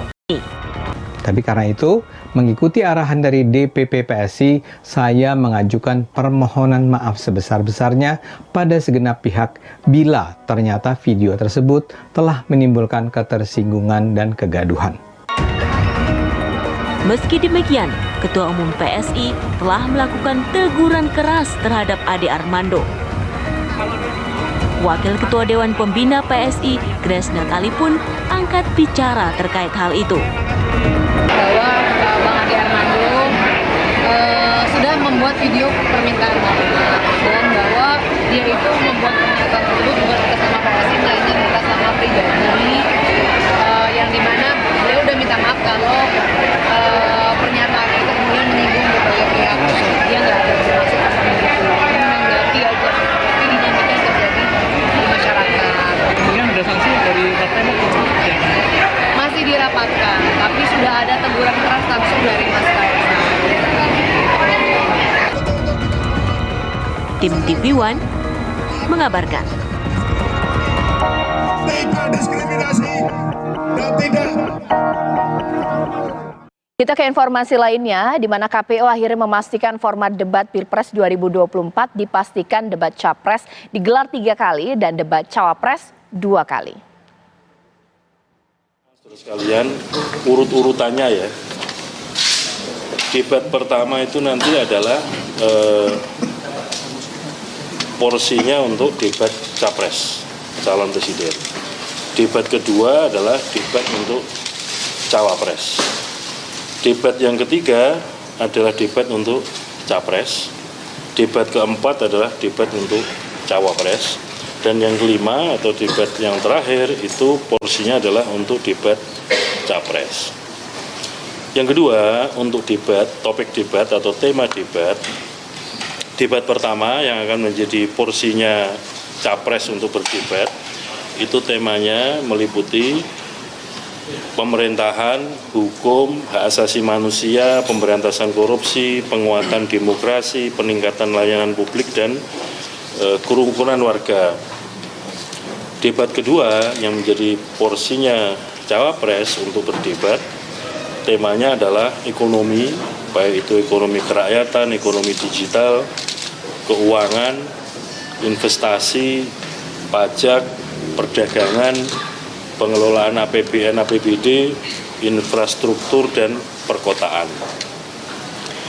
Debat ketiga yang menjadi porsinya debat Capres, temanya adalah pertahanan, keamanan, hubungan internasional, dan geopolitik.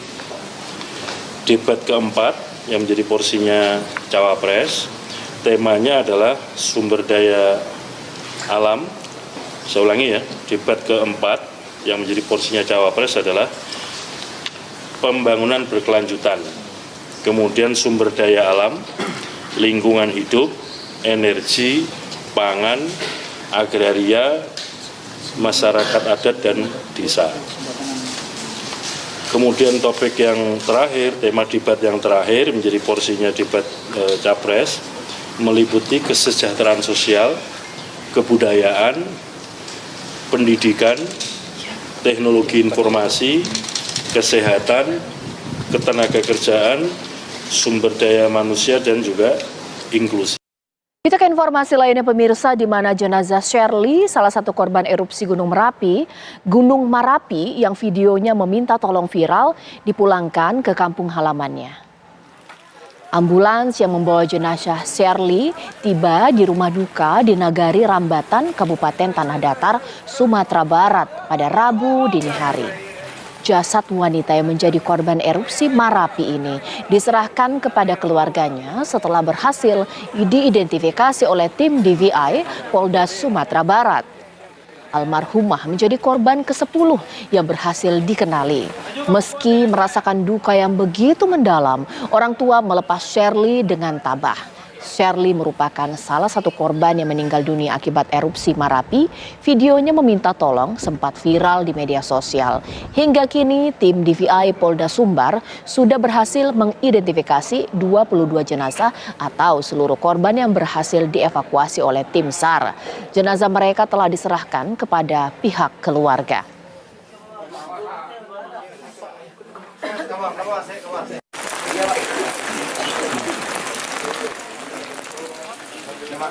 Pemirsa, 4 orang anak ditemukan tewas terkunci di dalam kamar di Gang Roman, Jagakarsa, Jakarta Selatan.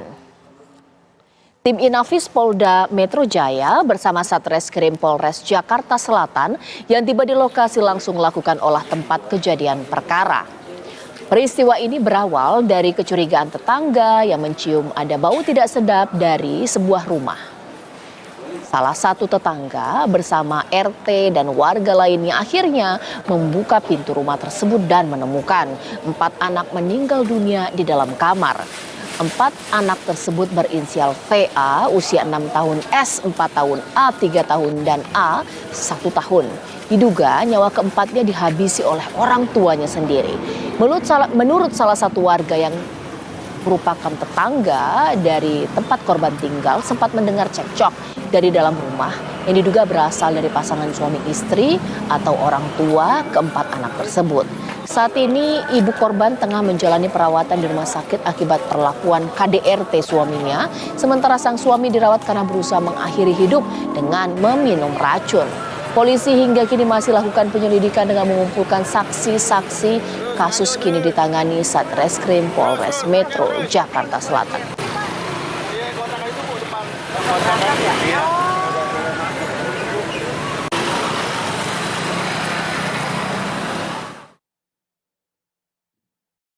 Pemirsa, sesaat lagi rekan saya Ken Ane akan menghadirkan informasi yang spesial untuk Anda. Ken, ada informasi apa sesaat lagi? Ya, usai jeda pemirsa, saya Ken Ane akan mengajak Anda untuk melihat bagaimana perkembangan dari pembangunan Ibu Kota Nusantara yang dikritisi oleh salah satu pasangan calon yang akan maju dalam Pilpres 2024, yaitu pasangan nomor urut 1. IKN mercusuar, ini hebat atau mudarat? Kita akan bahas lebih lengkap usai jeda untuk Anda.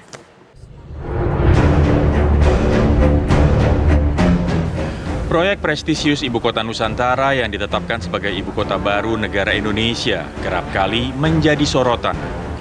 Bukan hanya karena alokasi biaya yang dikeluarkan untuk pembangunannya yang terbilang fantastis, namun juga ada anggapan proyek IKN ini malah melahirkan ketimpangan baru. Salah satu kritik yang dilontarkan akan pembangunan Ibu Kota Nusantara ini datang dari kandidat Capres-Cawapres nomor urut 1.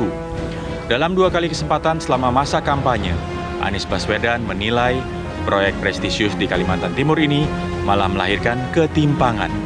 Namun, kritik Anies Baswedan ini ditanggapi oleh Presiden Joko Widodo yang menyebut pembangunan IKN malah menjadi titik pemerataan pembangunan di Indonesia. Ya, itu berpendapat kan boleh, menyampaikan opini kan silahkan, tetapi IKN itu sudah ada undang-undangnya, Terakhir ya Mas. Terakhir ya. Justru kebalikannya, kita ini tidak ingin Jawa sentris, tapi ingin Indonesia sentris. Karena kita ingat 58% PDB ekonomi itu ada di Jawa. 58% dari 17.000 pulau yang kita miliki. 58% itu ada di Pulau Jawa. Sehingga kita ingin Indonesia sentris. ada di pulau lain juga ada pertumbuhan ekonomi, di pulau yang lain selain Jawa juga ada titik-titik pertumbuhan ekonomi baru yang kita harapkan itu. Ya, pembangunan IKN memang sudah tercantum dalam undang-undang, hingga terjamin kepastiannya dalam hukum. Lantas, mengapa hal ini malah menjadi sorotan bagi kubu Anies Muhaimin dalam kampanyenya? Sementara pasangan Ganjar Mahfud sudah menegaskan akan melanjutkan proyek prestisius ini, meski ada beberapa catatan yang dilontarkan pasangan nomor 3 terkait proyek ibu kota baru ini. Lalu, akankah IKN dapat menjawab tantangan masa depan Indonesia untuk bersaing secara global? Mampukah pemerintahan berikutnya memastikan IKN menjadi kota metropolis, bukan sebaliknya kota mati seperti beberapa ibu kota negara lain yang mengalami relokasi? Akankah IKN menjadi proyek mercusuar yang hebat, atau justru malah mendatangkan mudarat? Tim TV One mengabarkan.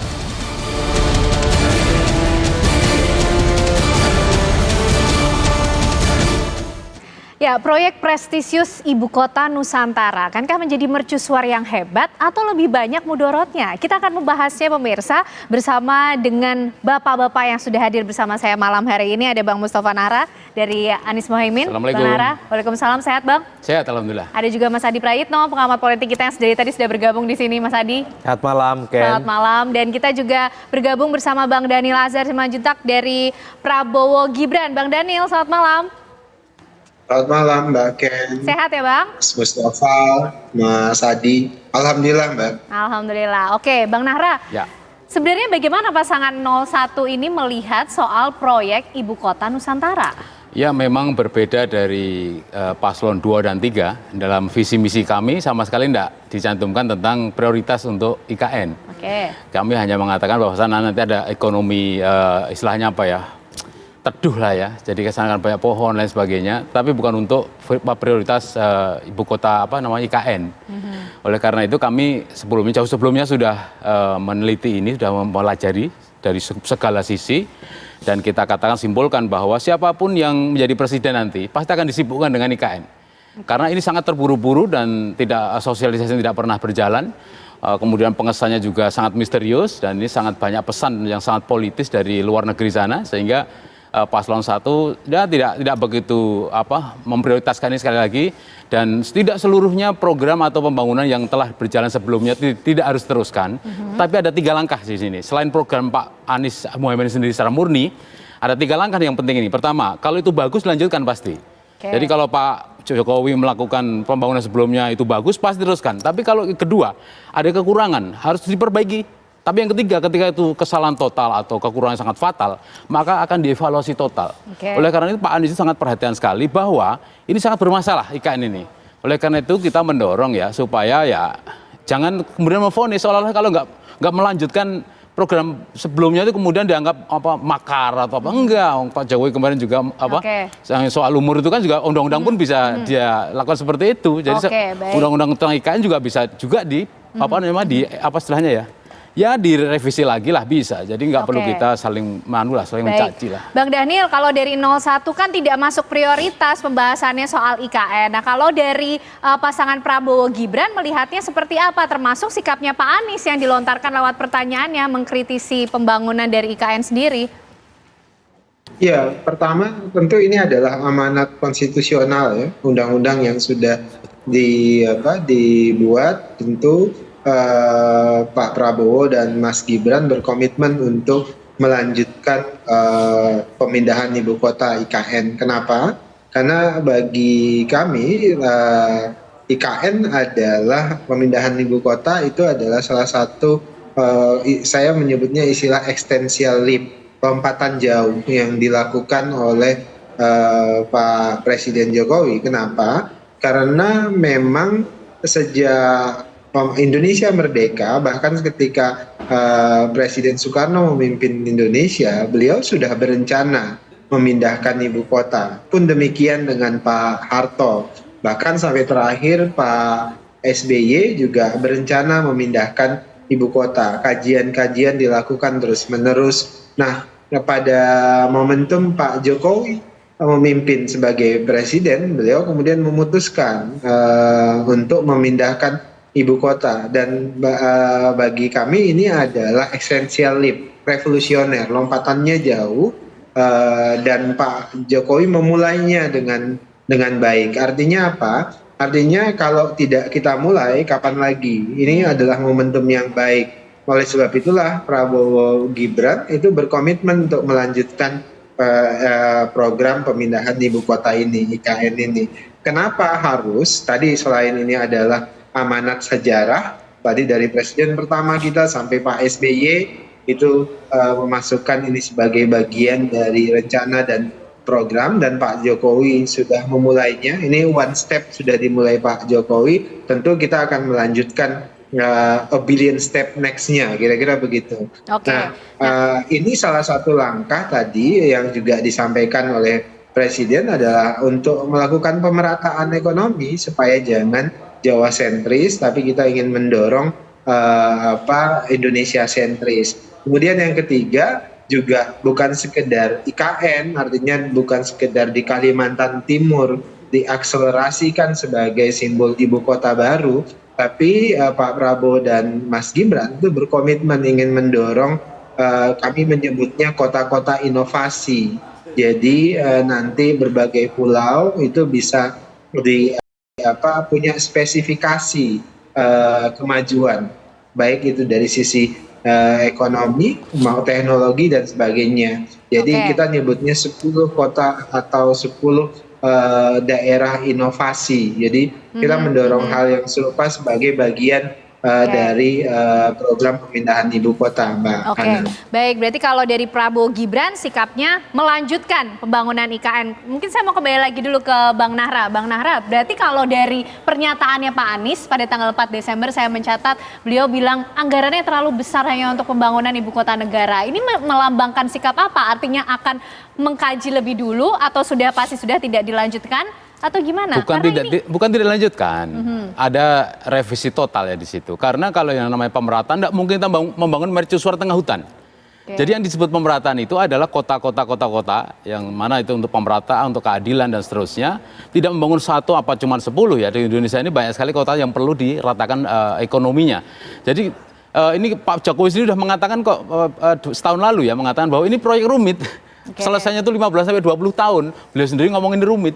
Dan mungkin presiden sebelum-sebelumnya itu tidak melanjutkan, bukan karena dia tidak tahu, ya tahu memang itu tidak mudah ya memindah masyarakat atau PNS ya dari Jakarta ke sini ke mana itu jauhnya 2000 km dari Jakarta itu tidak semudah itu. Pak Jokowi ngaku itu.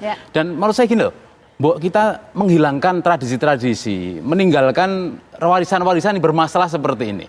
Saya nggak mendengar tuh ya presiden-presiden sebelumnya itu yang mereka setelah mau selesai tiba-tiba meninggalkan proyek mercusuar yang mana ini nggak jelas kapan selesainya, anggarannya berapa nggak jelas, dan dari proyek sebelumnya Pak Jokowi itu kan akhirnya kan berlipat ganda anggarannya kan, seperti kereta api cepat ya Jakarta-Bandung, akhirnya kan anggarannya melipat ganda, nggak jelas itu sampai kapan selesainya itu. Begitu juga dengan IKN. Tinggalkan saja warisan yang bermasalah begitu. Evaluasi total, tidak akan tinggalkan total. Evaluasi total. Mungkin nanti dari tempat wisata kayak atau tempat bisnis saja, bukan ibu kota. Oke, baik. Mas Adi, bicara soal IKN, ini menjadi komoditas yang pentingkah dalam Pilpres 2024?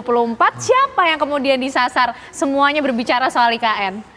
Saya kira dua hal. Pertama, dari segi substantif tentu saja ada sesuatu yang memang ingin ditonjolkan oleh kubunya Bang Nara ya, Muhaimin dan Pak Anies Baswedan. Apa yang ingin ditonjolkan? Bahwa mereka ini adalah sebagai pasangan calon yang selama ini punya positioning dan diferensiasi politik yang berbeda.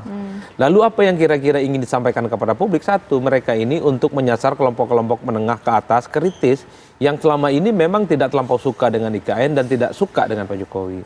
Jadi ini adalah garis penegas sebenarnya yang disampaikan oleh kubu Amin bahwa mereka ini memang totally secara signifikan berbeda dengan Pak Jokowi, baik dari segi infrastruktur pemenangan mereka, basis konstituen mereka, ataupun kepentingan politik mereka di 2024. Jadi tidak mengherankan, yang saya sebutkan tadi soal yang substantif, pastinya ada insentif politik yang ingin didapatkan, yaitu untuk mempertebal dukungan-dukungan politik yang selama ini belakangan misalnya orang mulai agak sedikit kecewa dengan Pak Jokowi. Ini yang sepertinya coba untuk dikapitalisasi dalam kurun waktu selama kurang lebih sekitar 2 bulan ke depan dalam masa kampanye ini.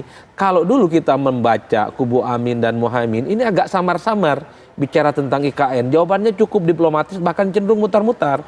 Tapi per seminggu 2 minggu ini, kubu Amin secara definitively bagi saya sudah hitam dan putih. Muhaimin Iskandar jelas, kita udah enak-enak tinggal di Jakarta, tiba-tiba harus pindah ke tengah hutan. Itu kan jelas sikap penolakannya terhadap IKN. PKS itu di TB Simatupang, balihonya gede-gede, segede Alahim, ada tulisan, kalau kita menang, ibu kota negara tetap di Jakarta, bukan di IKN yang baru. Itu kan jelas diferensiasi politiknya. Anies menambahkan dengan statement yang lebih keras bahwa dengan adanya IKN ini bukan solusi pemerataan katanya, tapi justru akan menimbulkan ketimpangan-ketimpangan yang baru. Solusinya disebutkan membangun kota-kota yang lain, kota-kota yang kecil kemudian menjadi besar. Yang ingin saya katakan adalah ini adalah komoditas politik yang memang coba untuk disampaikan kepada publik. Kubu Amin adalah mereka yang berbeda dengan Jokowi.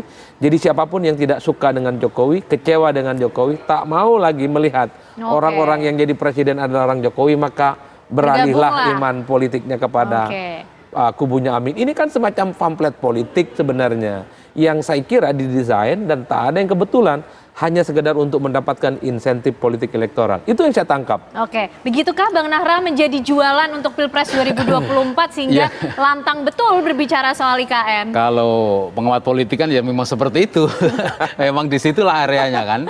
Tetapi kan jauh hari sebelum Pak Anies sama Muhaimin ketemu dalam Pilpres ini kan sudah banyak kritik ya.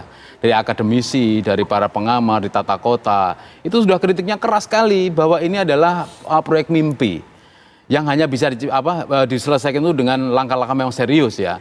Tapi kan jejak masa lalu, maaf Pak Jokowi itu kan banyak sekali yang mangkrak kan istilahnya kan. Tapi mangkrak istilahnya itu rencananya kurang matang. Ya, istilahnya itu naskah akademiknya kurang serius. Sehingga selain merugikan APBN juga nggak pasti selesainya kapan. Maka saya wajar ya memandang Pak Jokowi itu bilang ini rumit dan lama sekali, udah tahu begitu kok diwariskan itu loh.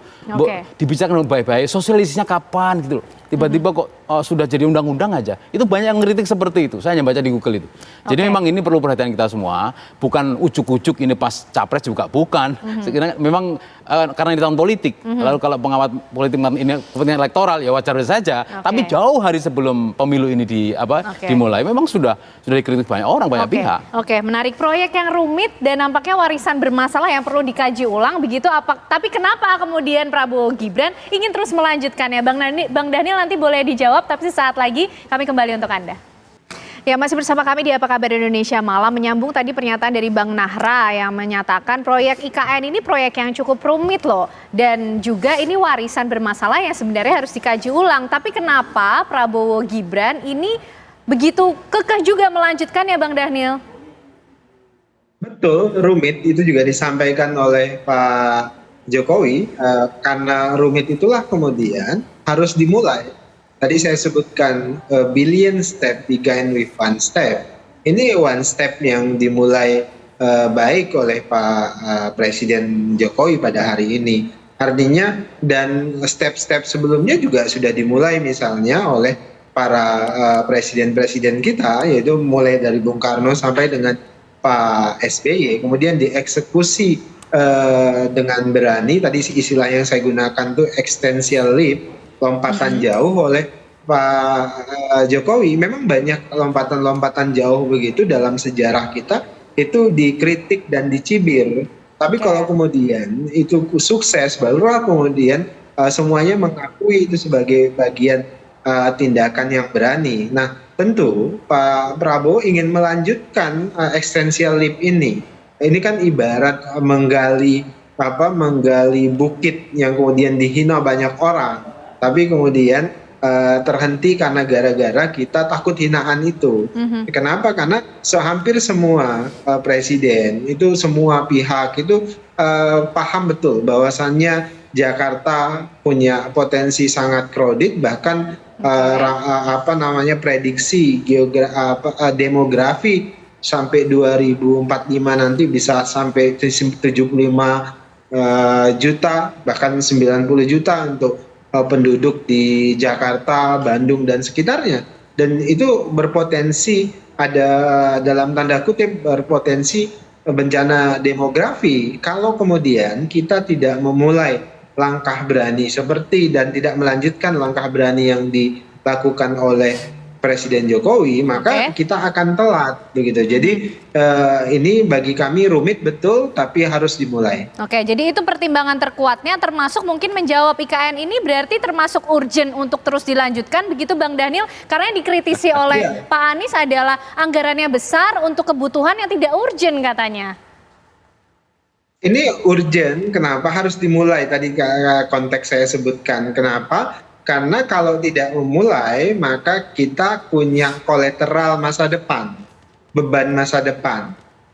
Apa artinya? Apa yang dilakukan oleh Pak Presiden hari ini dan akan dilanjutkan oleh Pak Prabowo itu adalah tindakan pro masa depan.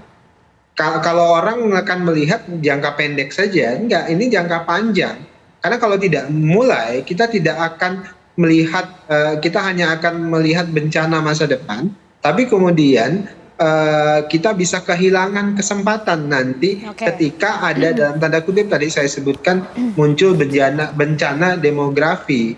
Jadi anggaran yang kita gunakan sekarang itu seperti saving untuk masa depan, untuk kepentingan masa depan Indonesia yang lebih merata, ekonominya merata, dan terhindar dari bencana demografi. Oke, itu pertimbangan dari Prabowo Gibran, Bang Nahra. Tapi juga yang saya ingin pertanyakan, ini Pak Anies tegas menyatakan anggarannya besar untuk kebutuhan yang tidak urgent. Tapi kalau kita tarik ke belakang, kita ingat PKB termasuk yang menyetujui mengenai undang-undang soal IKN ini. Dan Cak Imin juga menyatakan pada saat 4 Desember, dia menyatakan bahwa IKN ini adalah produk undang-undang dan harus terus dilaksanakan. Nggak apa-apa, terus dilaksanakan nggak apa-apa, tapi evaluasi total.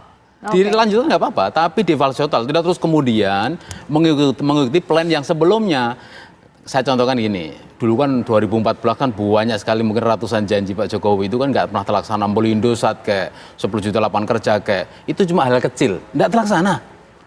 Coba bayangkan nih, mercusuar yang bernama EKN, itu belum lihat loh, hampir semua investor dari luar negeri kabur semua. Mereka nggak bodoh-bodoh amat, Mbak. Jadi kita pelan-pelan aja. Mereka nggak bodoh-bodoh amat. Mereka udah mempelajari kajian yang panjang, termasuk Cak Imin dan PKB sampai hari ini terus dikaji terus. Jadi tidak kemudian pendapat yang setahun lalu sama dengan sekarang, enggak. Tapi kita mempelajari dari berbagai sektor, berbagai pendapat dari para ahli, dan kemudian kita menyimpulkan tidak semua harus dilanjutkan. Kalaupun dilanjutkan, kalau memang itu banyak errornya, ya banyak kajian yang kemungkinan salah ya kita evaluasi total. Mungkin refungsional dan sebagainya kita lakukan itu nanti. Tapi untuk itu sebagai bukti, Pak Anies harus diberi kewenangan dulu, harus jadikan presiden dulu, baru tahu nanti seperti apa. Yang pasti canggih nanti itu, Pak Anies idenya bagus-bagus. Oke, Mas Adi, kalau tadi kan disampaikan ini untuk menyasar targetnya nampaknya segmen menengah ke atas. Memang angkanya cukup perlu untuk diperjuangkankah, Mas Adi? Dan ini dinamika yang terus terjadi, IKN akan menjadi pembahasan dan komoditas yang seksi untuk kemudian terus diperbincangkan? Ya, saya kira memang yang disasar secara politik adalah kelompok-kelompok rasional ya, yang saya sebut sebagai kelas menengah ke atas, karena mereka itu engage dengan isu-isu yang sifatnya substantif yang selama ini tidak nyerap ke bawah. Kalau mau jujur sebenarnya Ken, banyak orang yang tidak terlampau mengikuti perdebatan tentang IKN. Jangankan IKN, perdebatan tentang MK, putusan MK, bahkan politik dinasti hanya nyerap 30%, selebihnya orang nggak ngerti. Itulah yang saya sebutkan. Ini ada komoditas politik yang sengaja ingin tampilkan oleh kubunya Amin untuk mendapatkan ceruk pemilih yang selama ini dia adalah orang yang tidak setuju, tidak suka, dan bahkan tidak respect dengan Pak Jokowi. Inilah yang saya kira bahwa apa yang disampaikan oleh Bang Nahra, kubu Amin, ini adalah pamflet politik yang secara terbuka untuk mendapatkan faedah elektoral. Nah, hal-hal yang sifatnya substantif saya kira memang perdebatannya pasti panjang. Jangankan soal IKN, sandal jepit pun itu menjadi perdebatan yang cukup panjang. Bagi Bung Daniel, mungkin mereka pakai filosofinya seperti teman-teman HMI, Bang. Saya kebetulan HMI, pakai istilah yakin usaha sampai.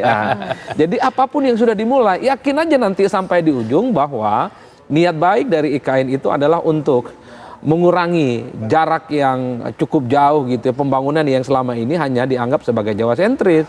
Pembangunan juga harus merata di luar Jawa, ada di Kalimantan, kemudian nanti ada di tempat yang lain di Sulawesi, kemudian di tempat-tempat yang selama ini memang tidak pernah disentuh oleh pembangunan baik secara ekonomi, baik secara peradaban dan seterusnya. Ini yang sepertinya sedang diikhtiarkan. Jokowi beberapa waktu yang lalu kalau kita tangkap selalu mengatakan bahwa Kita tidak mau yang jadi presiden di 2024 adalah mereka yang mencoba untuk menghilangkan legasi-legasi yang sudah ditinggalkan. Ini semacam tutup lubang, gali lubang, nggak maju-maju ini negara. Di mana keputusan politik presiden sebelumnya tidak dilanjutkan oleh pemimpin sebelumnya, ini dianggap sebagai sebuah kemunduran. Tapi bagi kubu Amin beda ceritanya. Sekalipun mereka mengatakan bahwa pada saat yang bersamaan agak sedikit main aman, dikoreksi, dievaluasi, sekalipun evaluasi total, tapi mereka menghindari untuk mengatakan ini proyek gagal dan nggak mau melanjutkan. Loh, PKS jelas-jelas loh, baliho gede di Simatupang depan kantornya, Bang. Kalau Amin menang, mereka tetap ingin menjadikan Jakarta sebagai ibu kota negara. Ini bukan evaluasi tipis-tipis, ini penolakan yang cukup tegas. Kenapa misalnya PKB, kenapa Nasdem agak sedikit melunak? Karena mereka bagian dari partai politik yang menyetujui undang-undang IKN beberapa waktu yang lalu. Maka PKS lah yang disorong untuk agresif mengatakan jangan mau pindah ke hutan. Kan itu saja jalan ceritanya. Baik, Mas Adi, Bang Nara, Bang Daniel, terima kasih. IKN menjadi salah satu komoditas dari sederetan komoditas lain yang kita akan tunggu bagaimana para capres-cawapres ini akan beradu gagasan. Terima kasih sekali lagi semuanya, sehat selalu. Dan pemirsa, kami ajak Anda untuk menuju ke Hotel Bidakara Jakarta untuk memantau bagaimana persiapan dari dialog interaktif yang akan kemudian membahas bagaimana cawapres mencuri hati kaula muda bersama rekan kami Prita Zega di sana. Zega. Satu, cek mic 1. Ya, selamat malam pemirsa TV One. Benar sekali, Ken. Dalam rangka menuju pemilu 2024 dan juga jelang debat Capres-Cawapres 2024. Malam ini tepatnya nanti kurang lebih 10 menit lagi TV One akan menggelar acara dialog interaktif Cawapres mencuri hati para kaula muda. Nantinya acara ini Ken akan disiarkan langsung secara live di TV One dan juga bisa live streaming melalui YouTube TV One News. Nah, apa sih yang menarik dalam acara ini? Nantinya TV One akan menghadirkan 2 cawapres yang maju dalam Pilpres 2024, yakni cawapres nomor urut 1 Muhaimin Iskandar dan juga cawapres nomor urut 3 yakni Mahfud MD. Nah, seperti yang Anda lihat di belakang saya ini sudah mulai ada persiapan di mana sebentar lagi acara akan dimulai yang nantinya ini akan dihadirkan langsung yaitu cawapres yang tadi saya informasikan itu Cak Imin dan juga Mahfud MD dan nantinya akan disambut oleh panelis yaitu Raffi Ahmad dan juga Effendi Ghazali. Nah, nantinya dalam acara ini juga Cak Imin dan juga Mahfud MD akan beradu gagasan, beradu visi misi dan akan menjawab beberapa pertanyaan dari narasumber-narasumber dan juga panelis. Bagaimana sih mereka membangun Indonesia dalam 5 tahun ke depan jikalau nantinya memang mereka yang akan terpilih menjadi calon ataupun wakil presiden dalam pemilu 2024 hingga 2029. Seperti yang kita ketahui bersama bahwa memang pemilih dalam pemilu 2024 ini didominasi oleh para kaula muda. Nah, nantinya kita akan menyaksikan bersama bagaimana sih langkah-langkah mereka maupun strategi mereka dalam mencuri hati para kaula muda. Nah, nantinya melalui acara ini TV One akan memberikan informasi yang lebih akurat dan juga mengedukasi para kaula muda untuk memilih pemilih yang tepat. Nah, pastinya kita akan menyaksikan bersama dan juga para pemirsa TV One juga pastinya penasaran bagaimanakah nanti keseruan dialog interaktif ini antara cawapres dan juga panelis dan juga mahasiswa-mahasiswa dan juga kubu-kubu maupun anggota-anggota yang sudah dihadirkan langsung oleh para cawapres. Kita akan nantikan bersama sebentar lagi nantinya pada pukul 8.00 waktu Indonesia Barat live secara langsung di TV One dan juga YouTube TV One News. Demikian, Ken, kembali ke Anda. Baik, kita nantikan bersama sesaat lagi nanti dialog interaktif Cawapres mencuri hati kaula muda langsung dari Hotel Bidakara Jakarta. Terima kasih Prita Zega atas laporannya.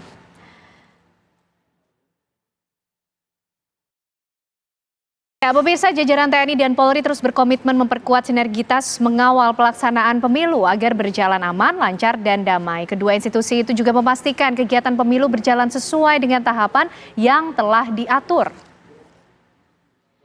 Ya, hal tersebut ditegaskan Kapolri Jenderal Listio Sigit Prabowo saat menerima kunjungan Panglima TNI Jenderal Agus Subianto di Mabes Polri, Jakarta Selatan.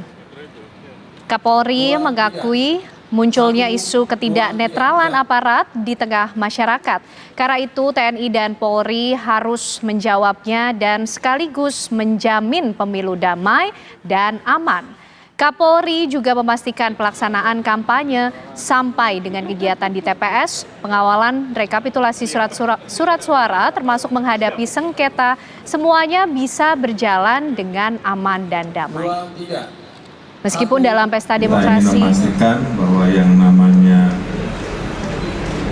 kegiatan tahapan pemilu, distribusinya, kemudian pelaksanaan kampanyenya, sampai dengan kegiatan di TPS nanti, pengawalan rekap menghadapi sengketa-sengketa yang ada, semuanya bisa berjalan dengan aman dan damai di tengah perbedaan pendapat, di tengah perbedaan pilihan. Dan itu bagian dari demokrasi dan tugas kita mengawal agar demokrasi bisa berjalan. ya, pemirsa, informasi berikutnya, pembangunan Ibu Kota Nusantara di Kalimantan Timur ini menjadi bahan promosi dari pasangan calon presiden dan wakil presiden. Dua kandidat tim sukses pasangan calon nomor urut 2 Prabowo Subianto dan pasangan nomor urut 3 Ganjar Pranowo akan meneruskan program Presiden Joko Widodo. Namun sementara itu, tim sukses pasangan calon presiden nomor urut 1 Anies Baswedan menganggap pemindahan ibu kota tidak perlu. Apakah narasi ini dapat menaikkan elektoral atau tidak? Pemilihan Gubernur Jakarta akan dihilangkan setelah Jakarta tak lagi menjadi ibu kota negara. Sebagai gantinya, gubernur dan wakil gubernur Jakarta ditunjuk, diangkat, dan diberhentikan oleh Presiden. Sedangkan nama-nama calon gubernur akan diusulkan DPRD. Gagasan ini tertuang dalam draft rancangan Undang-Undang Daerah Khusus Jakarta.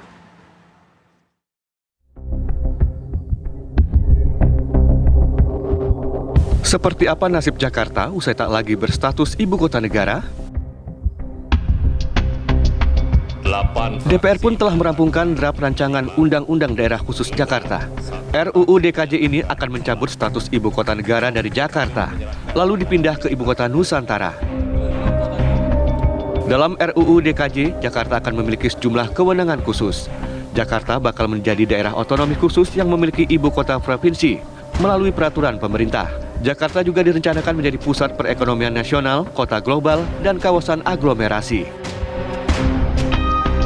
Namun kontroversi muncul, Gubernur dan Wakil Gubernur DKI Jakarta dalam draft ini tak lagi dipilih rakyat.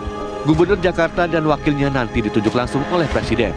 Artinya tak ada lagi pilkada di Jakarta, meski memiliki penduduk lebih dari 10,6 juta jiwa. Klausul atau pasal yang ada tidak sesuai dengan semangat demokrasi, khususnya pasal 10 di mana gubernur dan wakil gubernur diangkat oleh presiden. Kami bisa bersetuju bahwa DKI atau daerah khusus Jakarta adalah otonomi satu tingkat, cuma milih DPR provinsi dan gubernur. Tapi kalau gubernurnya diangkat, berarti itu mengebiri hak demokrasi warga Jakarta. Jadi memang ada draft yang menginginkan pilkada DKI ditunjuk oleh pemerintah pusat. Kami menolak total. Kami dan insya Allah mayoritas fraksi akan menolak karena itu terlalu dipaksakan waktunya. Kita harus butuh persiapan yang baik sehingga tidak seperti itu. Selama ini sebagai jantung negara, geliat politik di Jakarta memang selalu menasional. Hanya di Jakarta terjadi pilkada rasa pilpres. Lantas apa maksud warga Jakarta tak bisa menentukan pemimpinnya sendiri? Tetapi apakah kemudian harus menjadi semacam otorita yang dipilih langsung oleh kepala pemerintahan atau kepala negara? Kalau menurut saya itu masih perlu perdebatan yang sangat panjang untuk melihat urgensinya, untuk melihat efisiensi, efektivitas tata kelolanya, dan kemudian bagaimana itu memberikan kontribusi yang positif. Karena kita melihat kalau otorita, katakanlah kita mau merujuk kemana gitu ya, pengalaman kita dengan otorita daerah tidak terlalu menggembirakan gitu loh. Bahkan otonomi khusus pun di beberapa tempat yang ada tidak terlalu memberikan signifikansi dalam pembangunan, dalam tata kelola pemerintahan, dalam sisi mobilisasi politik misalnya.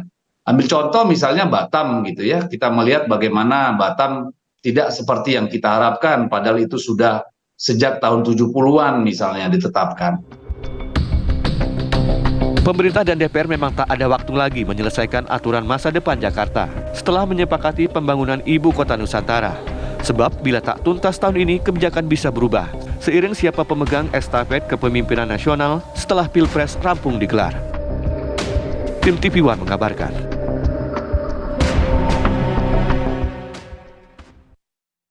Ya, informasi tadi pemirsa menutup Apa Kabar Indonesia Malam hari ini, Caca. Ya, benar sekali Ken, tapi Apa Kabar Indonesia Malam karena sudah berakhir, tapi sesaat lagi kita punya program spesial, yakni adalah debat Cawapres berebut hati suara kaula muda. Namun saya harus mengakhiri bersama dengan Ken di sini. Saya Caca Anissa. Dan saya Ken Ana mengucapkan terima kasih atas perhatian dan kebersamaan Anda. Selamat malam, sampai jumpa.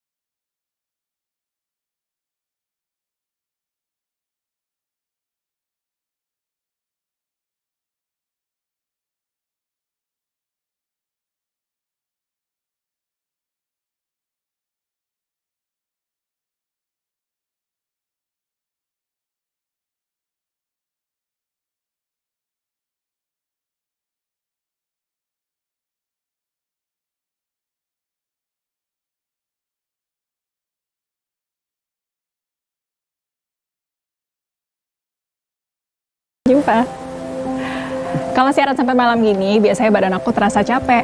Supaya badan aku tetap bugar, aku selalu berusaha penuhi kecukupan cairan dan mineral tubuh. Nah, makanya aku selalu minum Le Mineral yang diambil dari sumber mata air pegunungan dengan kandungan mineral esensial seimbang yang berkualitas. Le Mineral kemasannya juga ditutup berlapis loh. Bukan cuma disegel, tapi botolnya juga keras sebelum dibuka. Bikin kita ngerasa aman, bebas dari pemalsuan. Aku tadinya nggak bisa minum banyak.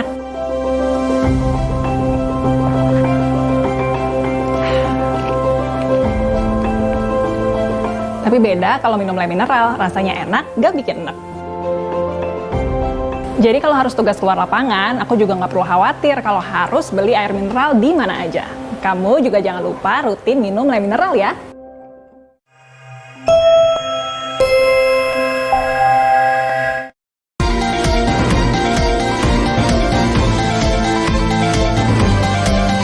Baru saja menyaksikan Apa Kabar Indonesia Malam didukung oleh Morinaga Mori Grow.